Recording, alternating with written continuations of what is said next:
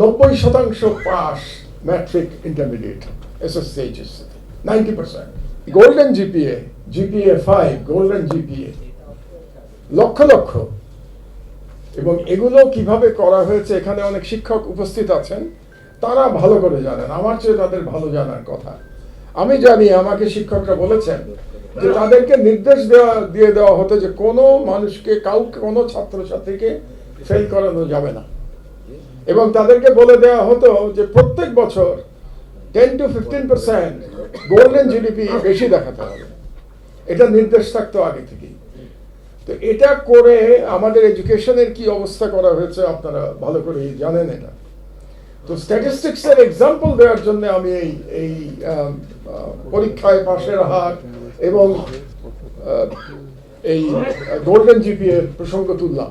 কিন্তু আমার ব্যক্তিগত ধারণা, আমাদের প্রত্যেকটা সেক্টরে আসলে স্ট্যাটিস্টিক্সের এই অবস্থা।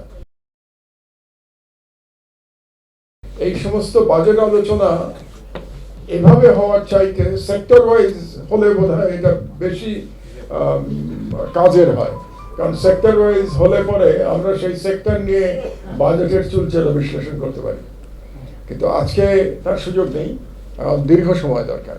কাজে আমার অনুরোধ থাকবে, প্রস্তাব থাকবে এই সংগঠনের প্রতি যে আপনারা ভবিষ্যতে সেক্টর ওয়াইজ বাজেট আলোচনা করলে আমার মনে হয় জনগণ এবং আমরা বেশি উপকৃত হব।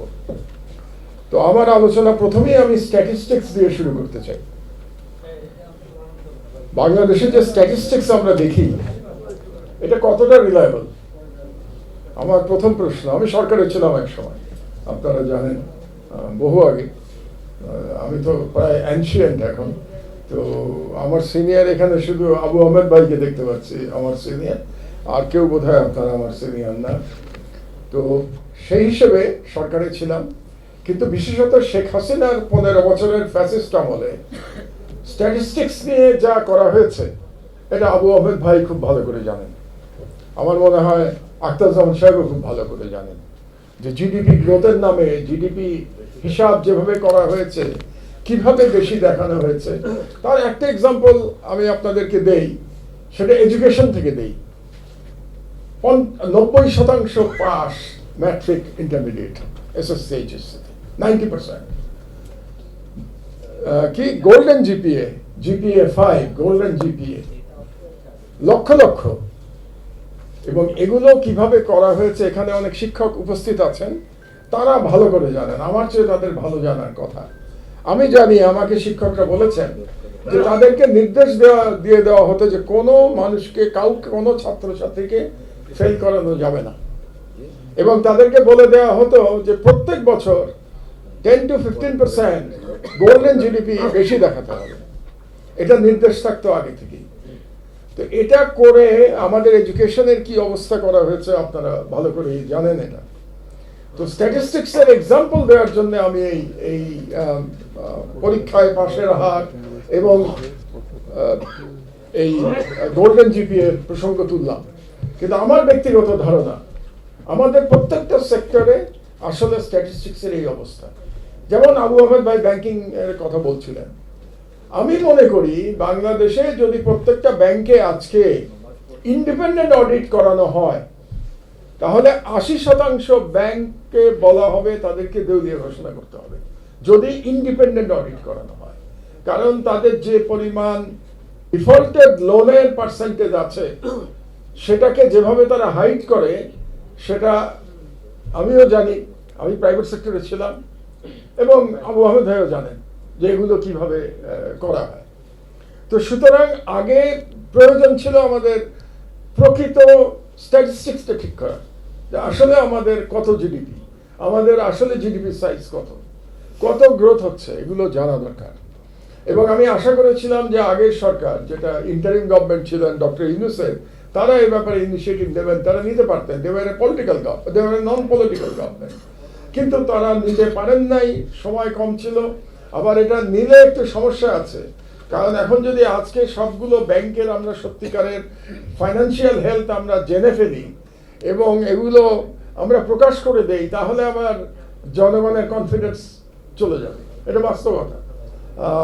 কনফিডেন্স চলে গেলে তখন ব্যাংকিং সেক্টর চালানোই মুশকিল হয়ে যাবে।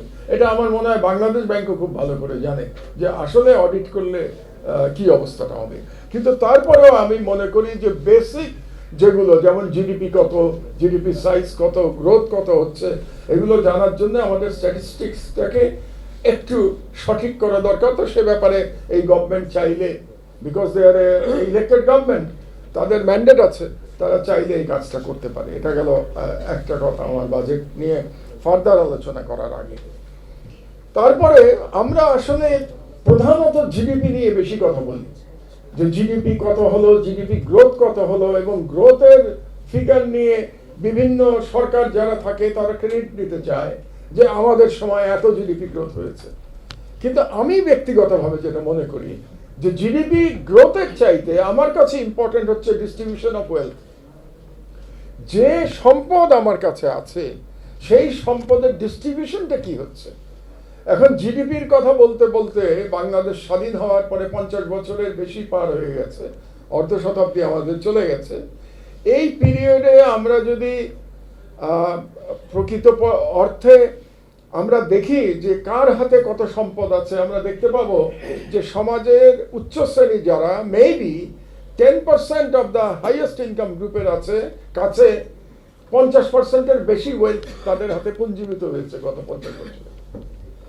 আর সমাজের নিম্নতম অংশে যদি আমরা আসি তাহলে হয়তো দেখব যে যারা ইনকাম লেভেলে লাস্ট 30% তাদের হাতে দেখা যাবে হয়তো ন্যাশনাল ওয়েলথের 10%ও তাদের হাতে নাই।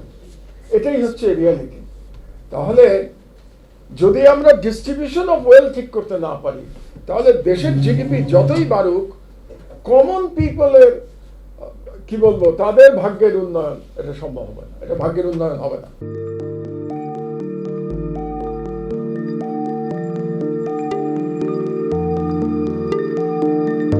পহেলা জানুয়ারি 2026 ইউটিউব জার্নালিজমের অগ্রদূত changeTV.press সংগ্রাম মুখর 7 বছর পেরিয়ে পা রাখলো গৌরবান্বিত 8 বছরে। এই আনন্দ প্রহরে সবাইকে নিরন্তর শুভেচ্ছা।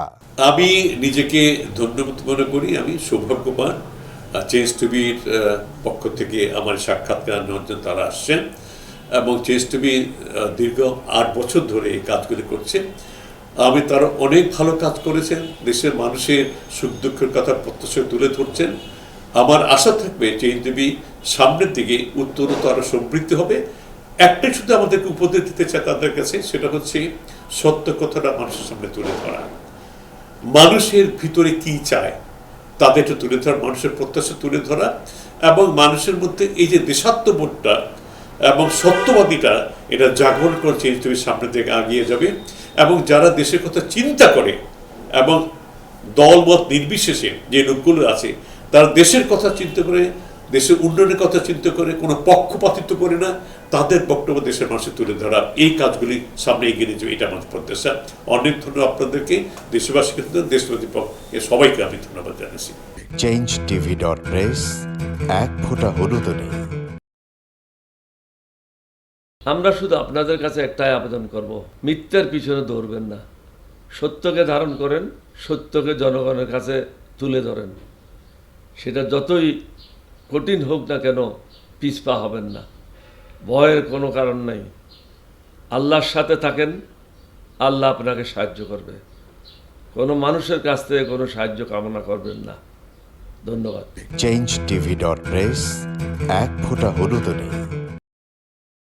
হ্যাঁ, চেঞ্জ টিভি আমি বিশেষ কারণে দেখি সুযোগ পেলে, বিশেষ করে তোমার অনুষ্ঠানটা যখন হয় আগে পরে আমি দেখে থাকি, ভালো লাগে, উপস্থাপনা ভালো, মোটামুটি সব কিছু ভালো। আমি তাদের শুভকামনা করি, এবং চেঞ্জ টিভি আমি আশা করি সবসময় নিরপেক্ষ, যেহেতু এই চেঞ্জ টিভিটা সংবাদ প্রচারের একটা মাধ্যম, সুতরাং সঠিক সংবাদটাই চেঞ্জ টিভি প্রচার করবে, এটাই আমার কামনা থাকবে তাদের কাছে, সেই সঙ্গে আমার শুভেচ্ছা থাকবে। changeTV.press এক ফোঁটা হলুদ নেই। সুপ্রিয় দর্শক, এই চেঞ্জ টিভি বিগত 7 বছর ধরে খুবই গুরুত্বপূর্ণ ভূমিকা পালন করছে আমিরুল মোমিনিন মানিক। উনি তো এখন বাংলাদেশে একটা ন্যাশনাল ফিগার হয়ে দাঁড়িয়েছেন। তিনি সত্যকে ধারণ করে আছেন, সত্য প্রচার করে, সত্যের প্রকাশ করে, সত্য ধারণ করে তিনি একটা পরিবর্তন আনতে চেয়েছেন এই সমাজে। আমি আশা করি এটাতে অনেকে উদ্বুদ্ধ হয়েছেন এবং এই চেঞ্জ টিভির ভূমিকা অন্যকে অনুসরণ করার জন্য আমি আবেদন জানাবো। একই সাথে চেঞ্জ টিভির কর্তৃপক্ষ এবং দর্শক শ্রোতাকে আমার ব্যক্তিগত দোয়া এবং শুভেচ্ছা রইল। change tv.press এক ফোঁটা হলুদ নেই।